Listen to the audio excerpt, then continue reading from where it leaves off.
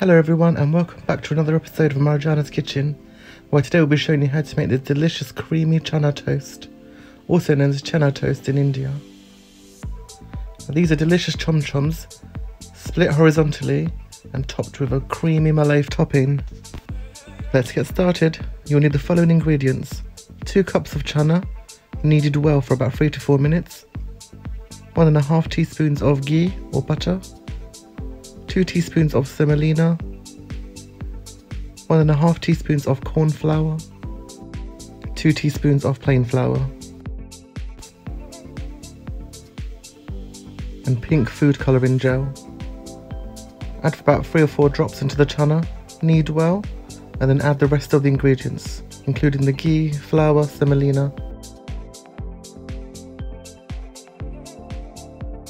Combine all the ingredients really well, making sure there's no lumps.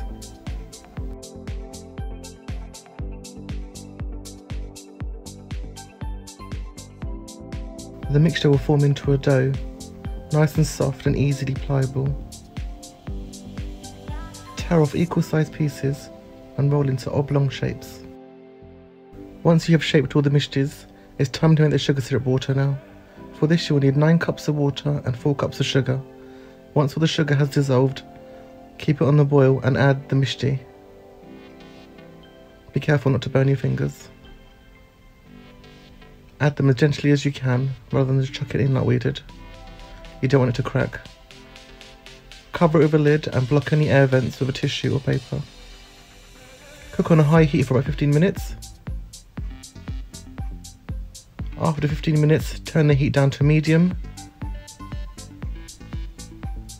Then 15 minutes later, uncover the lid and turn the mistis over carefully. I've added 1.5 cups of boiling water to this and I've returned it back to the simmer. You don't want any of the water to dehydrate or evaporate, so keep on checking the water levels and add accordingly throughout the cooking period. Cook for a further 30 minutes on about medium heat. After the time ends, uncover and add another glass of hot water. Altogether I cook these mistis for about 2 hours on medium heat. The first 15 minutes were on high heat. It's very important that you top up the water occasionally. Don't let it dry out, otherwise you'll have hard mistis. It's been about 2 hours now, so I'm going to turn the heat off. I'm going to let these mistis soak overnight. You can also get away with it 3 to 4 hours. The mistis will absorb these delicious sweet juices. Place them onto a strainer, remove the excess moisture. The syrup will drain onto the plate below.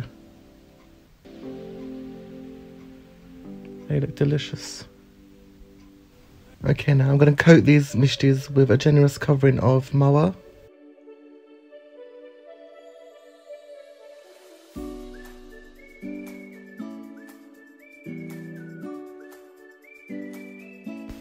Once you've coated all your mistis, pop them to the side and move on to the next step. We're going to be making the topping now. You will need 1/2 cup of milk powder, 2 teaspoons of ghee, sugar to taste, 1/2 cup of mawa, and 3 tablespoons of desiccated coconut. The mawa is optional, you don't have to use it if you don't want to. I love it because it gives it that extra richness. And also going to need about 1/2 cup of milk.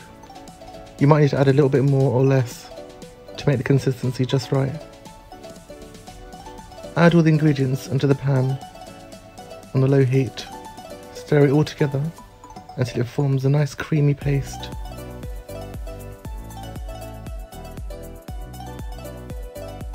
Once it looks like it can be pliable and spreadable, turn the heat off and set aside.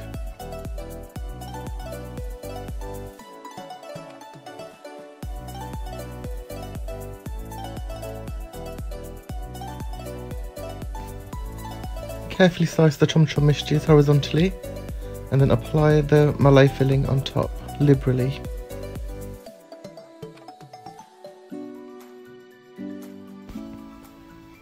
Once you've finished spreading all the topping on top of the Chanar Chom Chom misti, it's time to garnish it with some cherries. We really hope you enjoyed watching Marjana's Kitchen this year. Thank you so much for your love and support. Let's hope 2021 will be a better year than this year. I think anything will be better than this year, won't it?